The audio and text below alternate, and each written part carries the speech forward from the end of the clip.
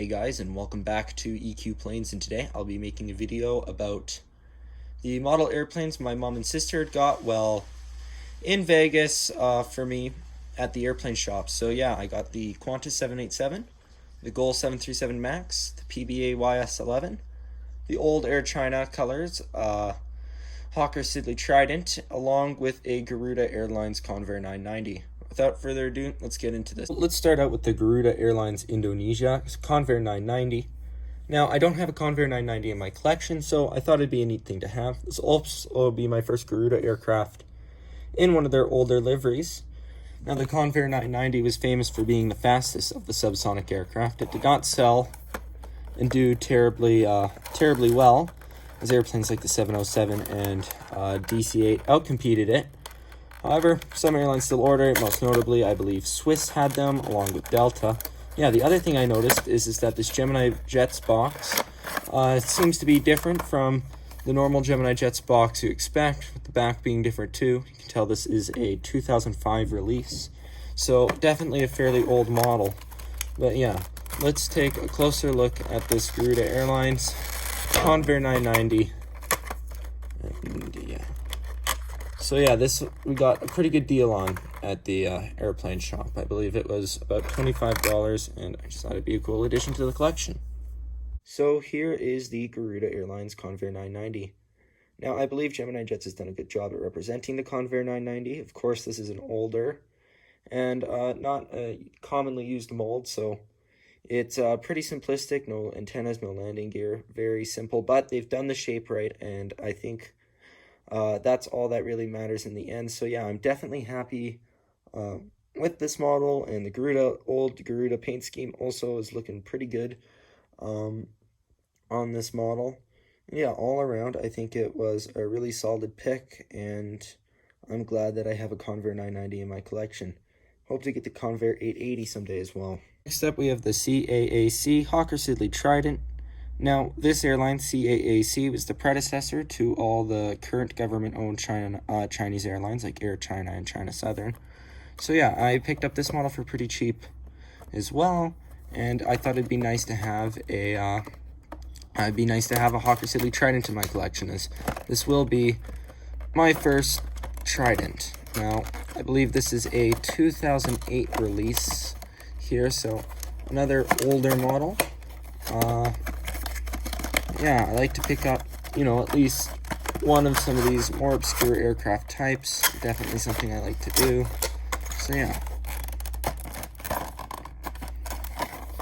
we'll take a closer look at this Trident. Oh, interesting. It came with a little bit different kind of packaging there. Now here we have the Hawker Siddeley Trident. In the CAAC livery. Like I said, CAAC was the parent company to all the major government-owned Chinese airlines in the present day. Now, although the Trident saw minimal success outside of the UK, it does appear to have made its way over to China and some other parts of the world. It's a fairly unique aircraft, I would say resembling the 727 closely. To my knowledge, actually, the programs were worked on jointly. One of the more unique features of the Hawker Siddeley Trident is that the main front gear is actually slightly misaligned with the center. So no, that's not an error on the model. That's just how the airplane was in real life. You'll also notice the two exhausts at the back, which I also think is fairly unique. But yeah, I'm definitely glad to have this model. And in terms of quality, this looks really good for such an obscure mold. So yeah, I'm definitely happy with this, and I hope to get other British aircraft like the BAC 111 in the future, as I do already own the VC-10. So yeah, now let's move on to our next aircraft. So here we have the YS-11A, or better known maybe as the NAMC YS-11. But this aircraft was operated by PBA Airlines, which is a US airline. Now, the aircraft saw fairly minimal success outside of Japan, but this is one of the exceptions. This is also a Gemini Jets 2 model. This model was released also in 2005. So yeah, without further ado, let's get into this. This will be my first YS-11 in my fleet. But yeah, it was a Japanese, the YS-11 was a Japanese turboprop aircraft, which saw fairly minimal success, and it did operate, I know, for airlines like ANA and stuff, and I believe there were Canadian operators of the aircraft as well. But yeah, definitely a unique aircraft to have in my fleet. Also got a fairly good deal on this one as well. So without further ado, let's take a closer look at this model. So here we have the PBA YS-11, and like I said, for an older, more obscure model, this looks pretty good. I think Gemini Jets did a good job on the shape. Like I said, nothing super complex. The propellers do spin. You can tell this one over here is at a bit of an angle. But yeah, like I said, for what it is, it's a very good model. To my knowledge, PBA Airlines is a US airline that went bankrupt in the late 80s. And yeah, it's definitely a good addition to my collection. I tend to collect a lot of retro aircraft, just I haven't as much recently, so it was nice to get a few more of these cool older retro aircraft. And also 3 aircraft that I do not have any models of, period. So I am very thankful and glad to have these. So next up here we have the GOL 737 MAX. Now this is a model my sister had picked up for me, and yeah, this will be my first South American model. Definitely an interesting one to have. But I'm glad that she picked this out. I think she's really made a good choice. Gemini Jets' MAX mold tends to be a win. But yeah, let's take a closer look at this GOL 737 MAX.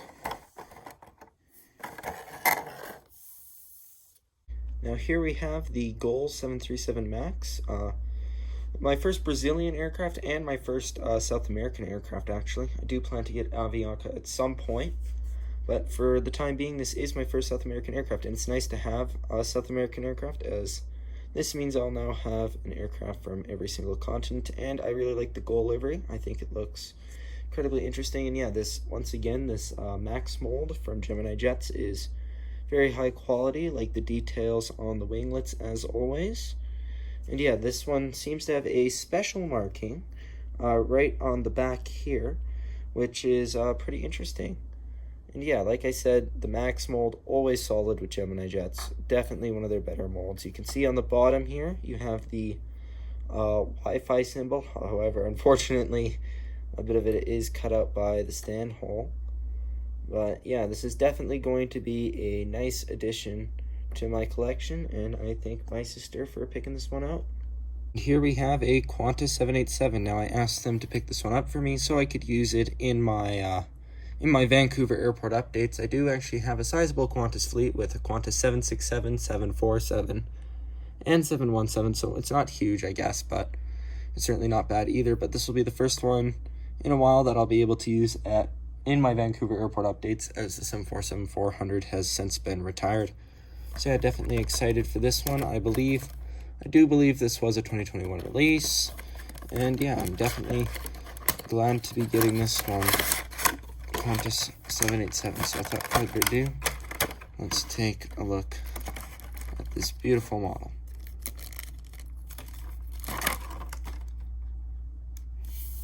And here we have the Qantas 787. Now, I absolutely love the job that Gemini Jets has done on the Qantas new livery. In fact, I think that the Qantas new livery looks absolutely amazing in general, and I think it is an improvement on the old livery.